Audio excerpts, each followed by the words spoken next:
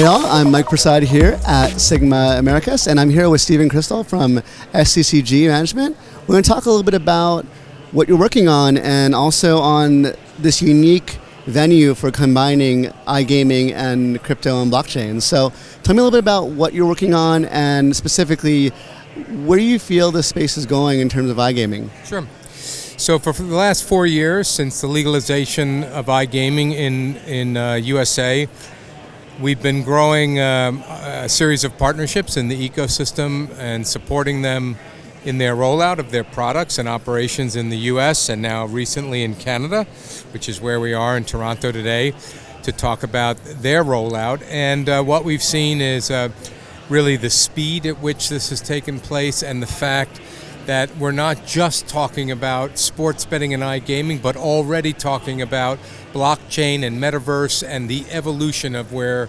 gaming can go. Exciting.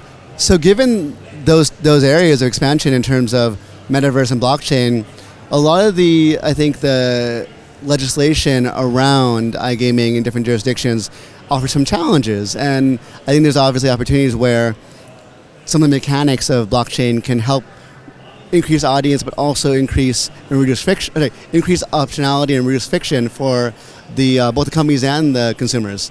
What are some of the things that you see that are interesting in that opportunity, both in the U.S. markets and non-U.S.? Yeah, what I would say in the U.S. markets is we tend to have a regulation that is more proactive as opposed to reactive, and I think because of that, some of the innovation, like with blockchain and metaverse, has a better chance to take root here.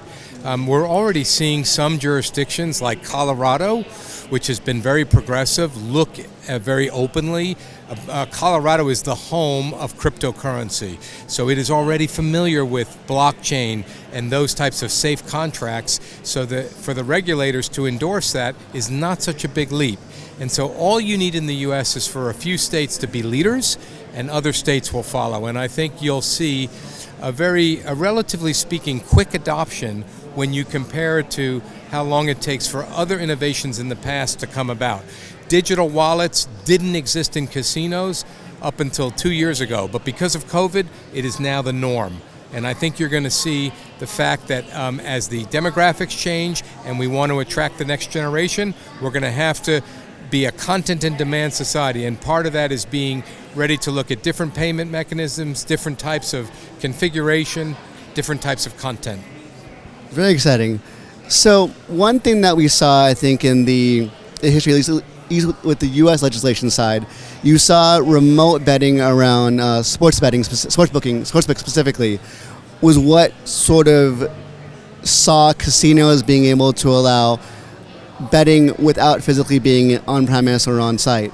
And do you see sports booking specifically as being an entry point for crypto and blockchain type remote solutions in the U.S. market? I think what's remarkable about sports betting is that it aims at a younger demographic overall, and it's the same demographic that's going to be open to new types of currency, technologies and different types of experiencing content.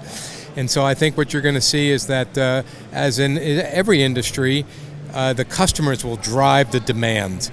And I think what we're seeing in gaming is traditionally in North America, in the U.S., it's been brick and mortar.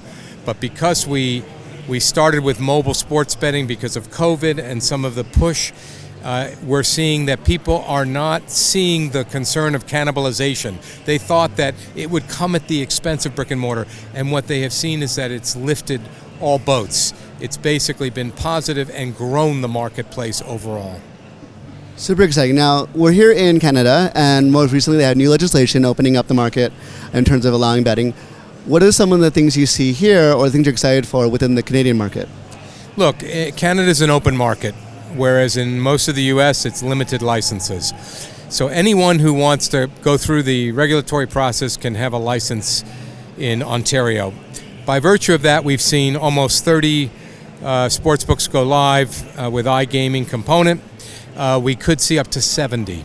So for a population of 10 million, to have 70 licenses means it will be a very competitive market, but it will be, in essence, a replication of the European-style open market. And I just think that's overall, that's good. Competition is good. I think having open markets allow people to bring in different content and try to distinguish themselves in the marketplace. And what that results in is innovation. It results in the customer getting more choice. And I think that's a good thing at the end of the day. I think what's exciting here, we're also seeing new technologies come in, like we mentioned with blockchain and whatnot. You're featured in the latest issue of the SiGMA magazine, and you talk a lot about not just innovations in the technology, but also how it might roll out in different markets, and a bunch of other insights. Are there any other key insights from the article that you might want to highlight? What I would say is, and I've been someone who has been traveling to places like Malta and the UK for decades. In some respects, if we want to look to leadership, we need to look to our friends in that part of the world, because this is all relatively new in North America. Having said that, what I'm seeing is the importation of the best-in-class technology from Europe into the US and Canada. And what happens once it gets in this environment is I think it can truly flourish to the next level. Whereas in Europe, you're seeing now a restriction.